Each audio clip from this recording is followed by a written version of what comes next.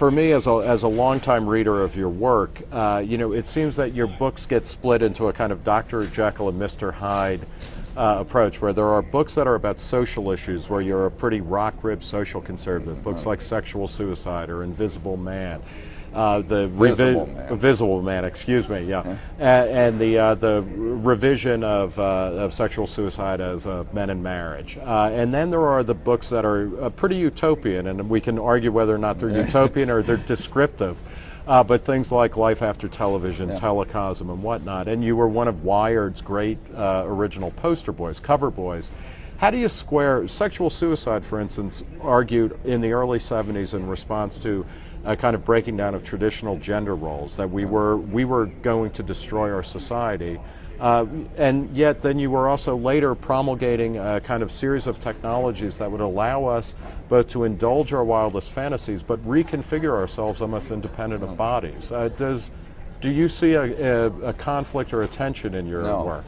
So how do you square those circles? It's just the family is critical to raising civilized, creative, responsible people who can exploit freedom and enjoy freedom and fulfill themselves in freedom. How are you defining the family in that sense? The nuclear family, man and woman and children. Is so the how do you feel about New York legalizing gay marriage? Is that a good thing or a bad thing? I think it's a bad thing. Why is it a bad thing? I mean, gays can do what they want to do, but I don't believe that, now bisexuality is supposedly factored. Duh. I mean, if the fact is all of us are bisexual in various ways, it's this whole idea that homosexuality resembles race in any respect is nonsense. The whole idea that male homosexuality resembles lesbianism in any respect is nonsense. And so this whole idea of gay marriage is just a parody. It's an absurd concept. But do you think that say two gay men who are married, would they be able to create a stable family situation that would raise children who would be flourish or be creative? Sure. If individuals can do all kinds of things. It's different when you're establishing principles that are going to govern the society. And the chief problem with gay marriage, to me, I don't particularly care what they choose to do, but the result will be teaching young kids that gay sex is just as good as any other sex, which is... Now, have you ever had gay sex? Do you know, is it as good? Or? I know enough. I've spent a long time studying this subject, and I know about gay sex more than most of the people who talk about it with such authority. And it's not... It is not procreative. It cannot sustain the race.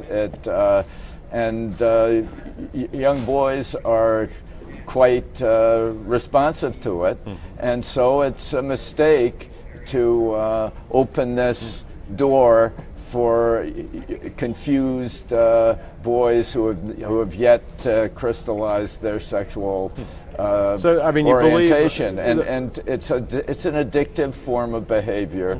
And recent studies show that until about 21, our brains are very responsive to various forms of addiction. You described yourself as a libertarian. What's the basic right fit for government? What should it be doing? Well, they got a defense and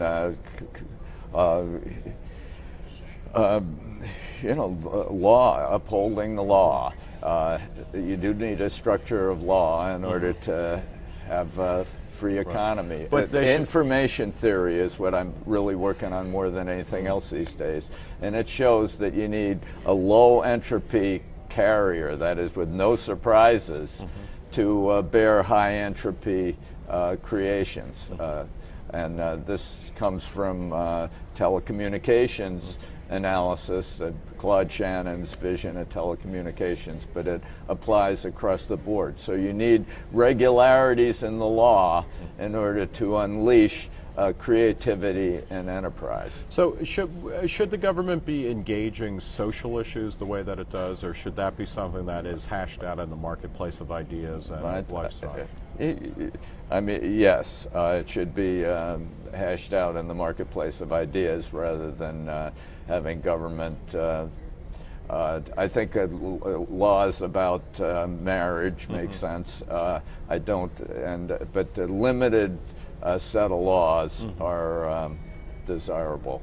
And the real cancer of capitalism is when lawyers start manipulating the law in order to favor litigation and conflict and enrich lawyers.